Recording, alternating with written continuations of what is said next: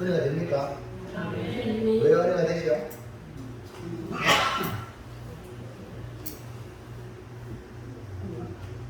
예, 저 현장이 지금 교회 앞에래요.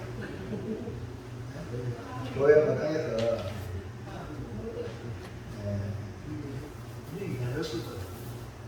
예. 감사합니다. 다 같이 감사합니다. 감사합니다. 고맙습니다. 감사합니다. 오늘 오후 시간에는 원수를 대하는 법이라는 제목으로 함께 연애를 하겠습니다. 원수는 적을 말하죠. 원한이 맺힐 정도로 자기에게 해를 끼칠 사람이나 집단을 말하죠. 이를 갖다가 불무대천이라 절천지 원수라 이렇게 말하고 있었는데, 같은 하늘 아래 있지만 같은 하늘 아래 살고 싶지 않은 사람, 그만큼 싫은 사이를 말합니다. 역사를 살고 보면 서로 원수로 인하여서 관계 끝나면 되지만 대를 이어오면서 원수 갚기 위해 오고가고 복수하기 때문에 그 문제가 계속해서 이어오고 해결되지 않는 것을 봅니다. 그런데 예수님은 뭐라고 말을 쓸까요? 마태복음 5장 44절에 시작. 나는 너희에게 이르노니 너희 원수를 사랑하며 너희를 박해하는 자를 위하여 기도하라. 원수는 우리의 육신적인 관계 때문에 생기는 것이고, 또 핍박받는 자는 그때 보면 영적인 문제로 인하여 생기는 경우가 많습니다. 주님은 제자의 삶, 믿음의 길을 걸어가는데 원수와 핍박하는 자가 생긴다고 예고하고 있습니다. 그런데 이렇게 신앙생활 잘하면 잘할수록 원수와 핍박하는 자가 있다 없다? 있어요. 그러니까 각오하시라. 아 이거 말이야 교회 나가는데 왜 이러냐고, 그런 말 이제 하지 마세요. 주님께서 미리 예고해 주었습니다. 내가 믿음으로 잘 살려고 하면 이런 것들이 찾아온다. 육신의 문제로 생긴 원수는 제자의 삶을 이해하지 못하기 때문에 그런 일이 벌어지니까 사랑하면 됩니다. 그러면 원수에게 사랑하라. 나는 너희 원수를 어떻게 사랑하라. 원수를 대하는 방법은 사랑하라. 미워하고 정오할 대상이 아니라는 것을 우리 주님이 가르쳐 주고 있습니다. 영적인 문제로 핍박할 때 역시 이해하지 못하니까 당연히 핍박을 하게 되죠. 그러니까 우리가 먼저 믿는 우리가 그 믿지 않은 사람이 핍박하는 것을 이해해야 돼요. 이해하고 너희를 박해하는 자를 위하여 뭐하라? 기도하라. 할렐루야. 기도해 주는 거예요. 그래서 오늘 시간에는 이제 우리 함께 나눌 말씀은 원수를 대하는 법이라는 제목으로 말씀을 드릴 때에, 이제부터는 원수로 인하여 마음 아파하거나 괴로워하는 것이 아니라 오늘 주의 말씀처럼 사랑하고 기도하는 성도로 변화되는 성숙한 성도가 되기를 주의 이름으로 축원합니다. 축복합니다. 눈을 크게 뜨시고, 자, 뭐 하라고요? 원수하고 핍박자를 뭐하라? 사랑하고 기도해 주자. 이게 답이다. 그래서 믿음이 성숙하면 이 말의 의미를 이제 깨닫게 되는데, 자, 첫째로 볼까요? 시작. 용서할 대상이라는 것은 어떤 뜻입니까? 예, 원수라고 다 사랑할 수 있냐? 근데 용서할 대상, 내가 용서할 대상이 아닌 존재가 있어요. 그거는 내 몫이 아닙니다.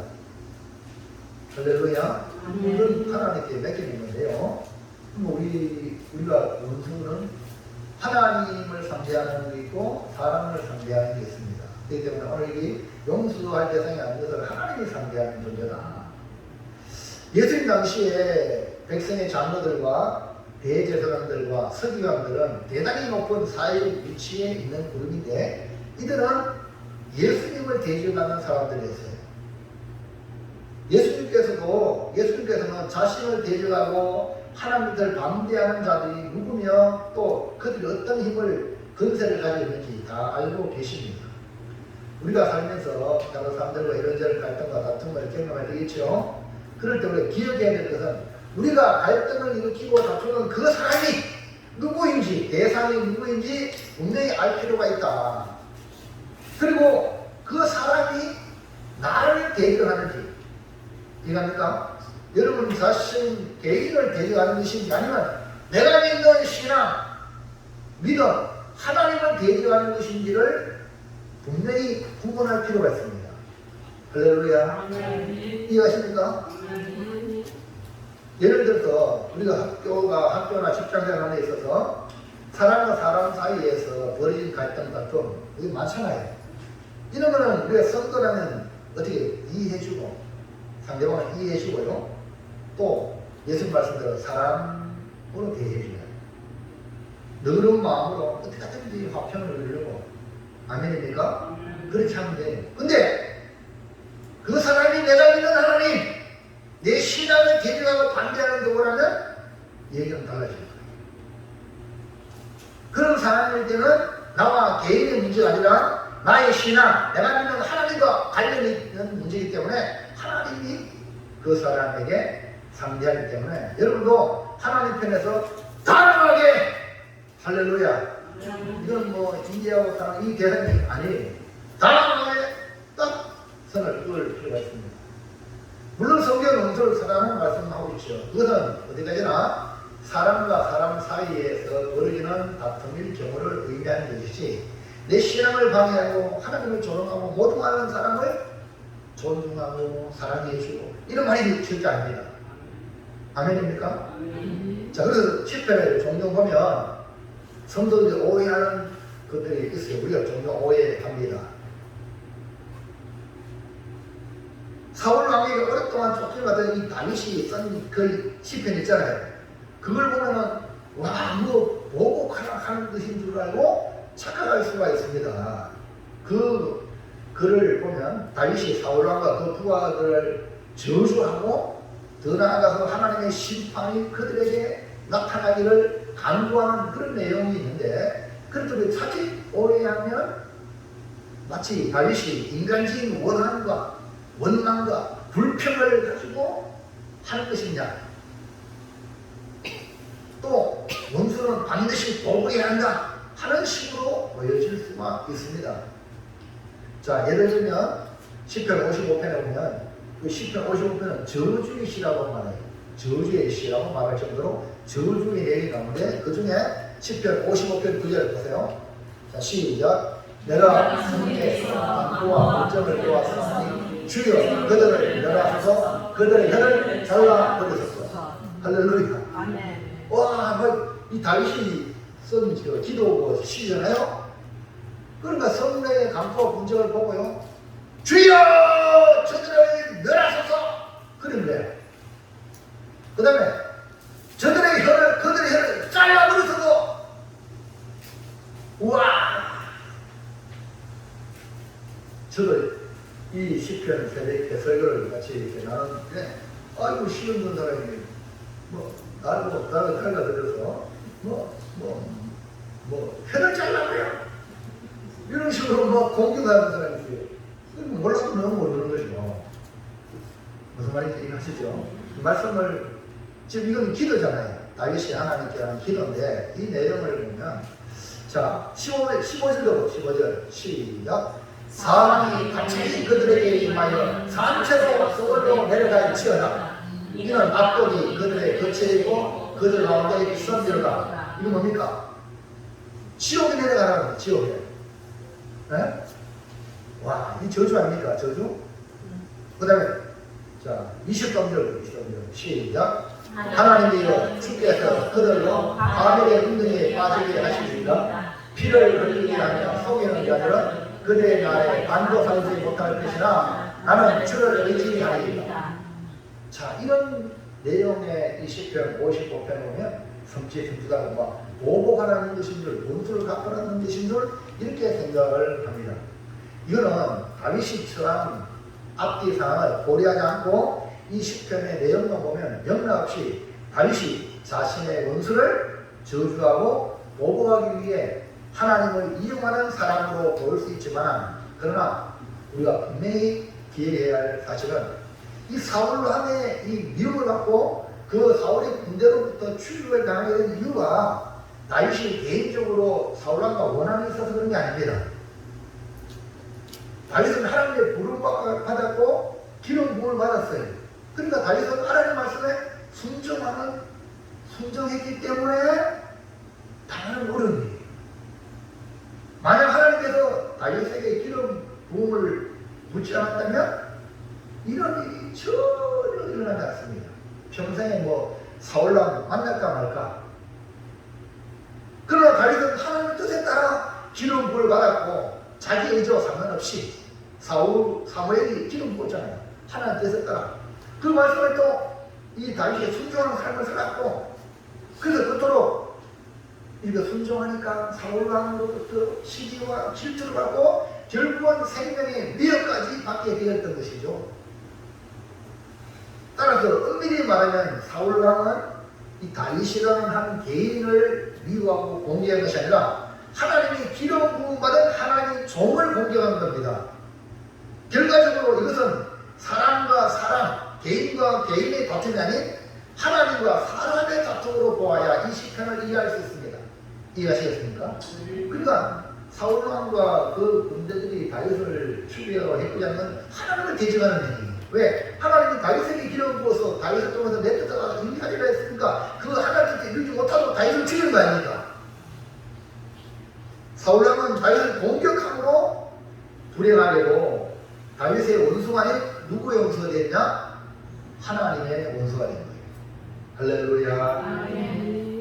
여러분, 오늘 우리는 이것은 내가 사울왕을 용서해 준다고 해서 해결되는 문제는 아니에요. 사울왕 자신이 회개하고 돌아와야 돼요. 아멘입니까? 여러분, 이걸 잘 구분해야지 되지. 인간의 감정으로 교회에 나와서도 보면 인간의 감정으로 사람은 다 해결한다고 생각하면 안 되는데 영적인 부분을 분별할 줄 알아야 돼요. 자, 신학에도 똑같이 신학에 예수님의 12 제자 중에 바꾸려 하는 사랑의 사도죠. 얼마나 사랑을 강조했으면 사랑의 사도일까요?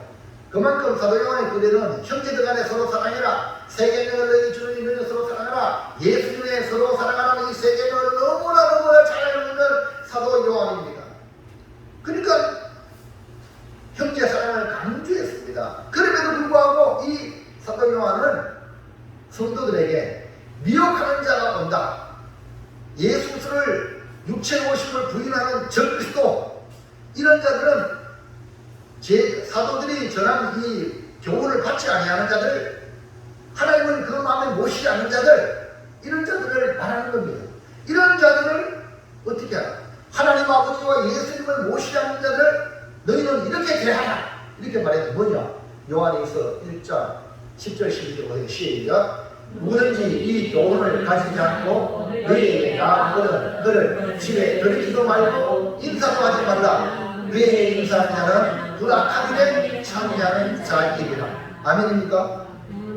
아니, 그렇게 사랑을 강조했던 사도 요한도 성도들에게 하나님 아버지와 예수를 모시지 않는 잘못된 교훈을 가지고 오는 자들, 적그리스도, 미혹하는 자들, 그들에게 집에 들이지 말라, 인사도 하지 말라. 그래서 우리 이단들은요, 우리가요, 내정하게 돼요. 이해합니까? 여호와 전이 같은 날, 요즘부터 신천지 이단들 얼마나 여러분 집에 와서 물 한잔 드세요하고 접근하는지 몰라요. 그런데 여러분, 인간이기 때문에, 사람이기 때문에 정이 있으니까 우리가 상대를 안 가면은 늑대와 이리 같은 존재니까 양이 우리가 갇힌단 말입니다. 이해합니까? 그러니까 절교, 관계를 갖지 말란 말이에요. 분명히 선을 그어라는 겁니다. 사랑에서도 요한조차도 사랑과 사랑 사이에는 자신의 목숨을 버리기까지 형제를 사랑하라, 그러니까 사랑을 말했지만 성도들의 신앙과 믿음을 방해하고 또 미혹의 길로 유혹의 길로 인도하는 사람들에게는 다양한 태도를 취하라는 것이 바로 이 성경입니다. 예수님도 한없이 사랑을 베풀고 죄인들 그리고 병든 자들 주님 얼마나 가까이 되었습니까? 그러나 백성의 장로들, 대제사장들, 서기관들 이들에게는 사랑과 용서가 아니라 화 있을진저 단호하게 얘기했답니다. 그 세 고리에 대해서 어떻게 했는지 한번 볼까요?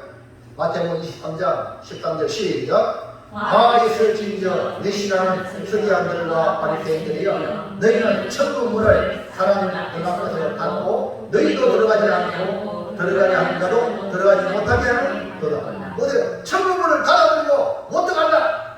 이렇게 막고 있는 자가 누굽니까? 서기관과 바리새인들이. 이런 자들에게 우리 주님이 화 있다는 말은 예수님 말이 그대로 실제가 되거든요. 이것이 나누랍시다. 회개하지 않으면 실제 안 될 거예요. 여러분 잘 알죠? 바리새인 알죠? 바리새인 중에 니고데모는 걸어갔잖아요. 바리새인 중에 또 여러분 보미온 중에 아리마디아 요셉 자기의 무덤을 예수님께 내어놨죠. 그런 사람들이 있어요. 그러나 이 바리새인 서기관들의 이 그룹들의 그들의 지향하는 것을 주님은 화했다고 말씀합니다. 그들이 뭐하는 사람이냐? 천국에 들어가는 사람은 들어가지 못하게 막고 있다는 거예요. 보다 보세요. 15절 시작. 화 있을진저 몇 시간은 서기관과 바리새인들이여 너희는 교인한 사람을 얻기 위하여 바다와 육체를 두르고 다니다가 생기면 너희보다 배나는 지옥 자식이 되게 하는 거다. 보세요. 이 사람들 교인을 만들어가지고 서기관과 바리새인들은 뭐예요? 교인 만들어야 지 꼬봉을 만드는 게다.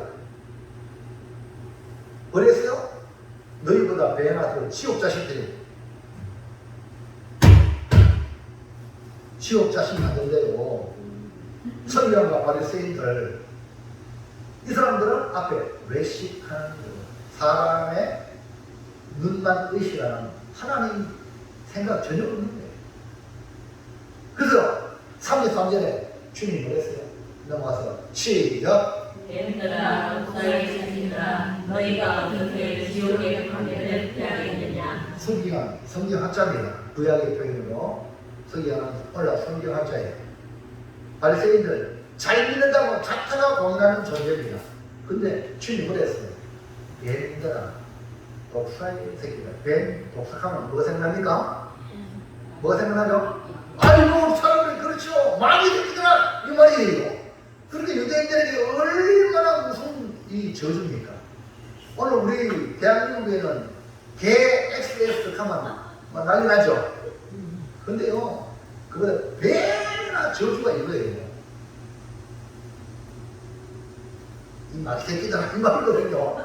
와 얼마나 무서운 거 생각해 보세요.